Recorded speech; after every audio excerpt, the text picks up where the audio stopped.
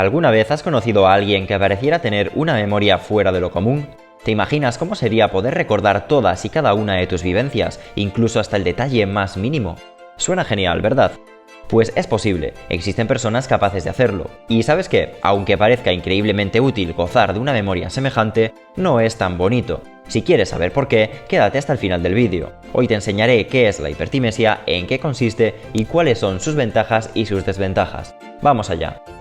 Si quieres seguir mejorando la forma en la que estudias, evitar las distracciones, concentrarte mejor, conseguir apuntes, conseguir exámenes, resolver tus dudas y encontrar la ayuda y el apoyo de otras personas que estudian lo mismo que tú, te puedes unir al Liceo Merit Club, nuestro club de estudio privado en Discord. Y además tendrás acceso a contenido y recursos solo para miembros. En la descripción te dejo el enlace para que le eches un vistazo.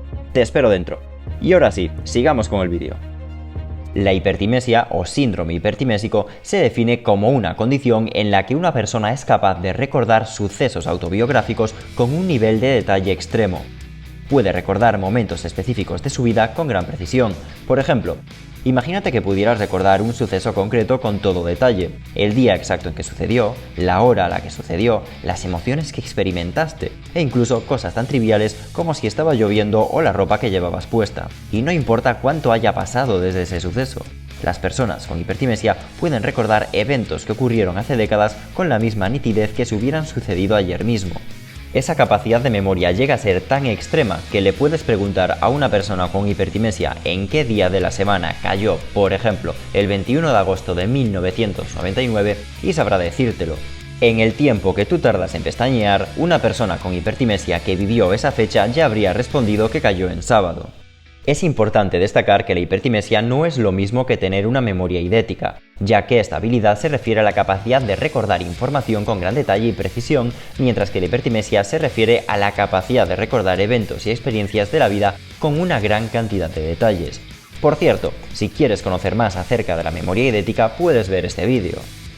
En cuanto a las causas, la hipertimesia es una condición poco común, de hecho se conocen muy pocos casos.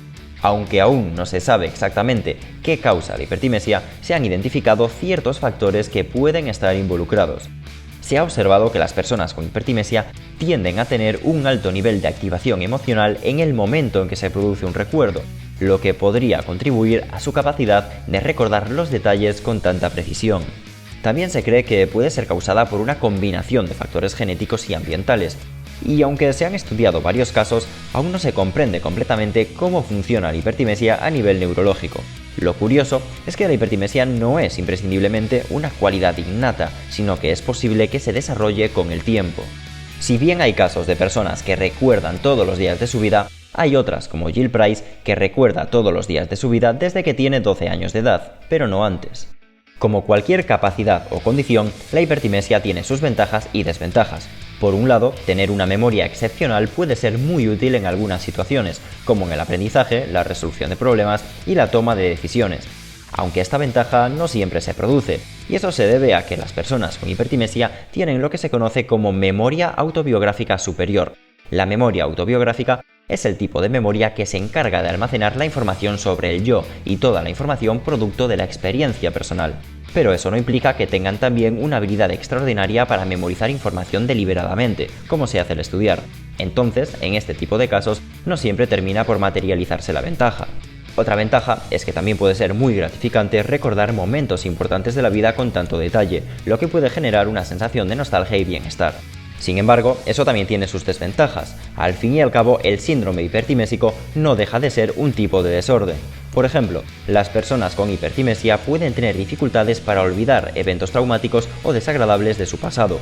Y justamente una de las funciones que cumple la memoria selectiva y el olvido es permitir a las personas olvidar momentos demasiado dolorosos. Las personas con hipertimesia no pueden hacerlo, y las consecuencias pueden ir desde sentir angustia y ansiedad hasta desarrollar traumas y problemas psicológicos.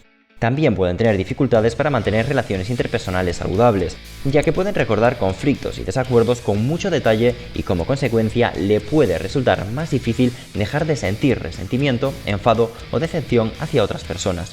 Al final, como consecuencia, aquellas personas que tienen dificultad para controlar su pensamiento pueden sentir que sus recuerdos interfieren con su capacidad para vivir en el presente.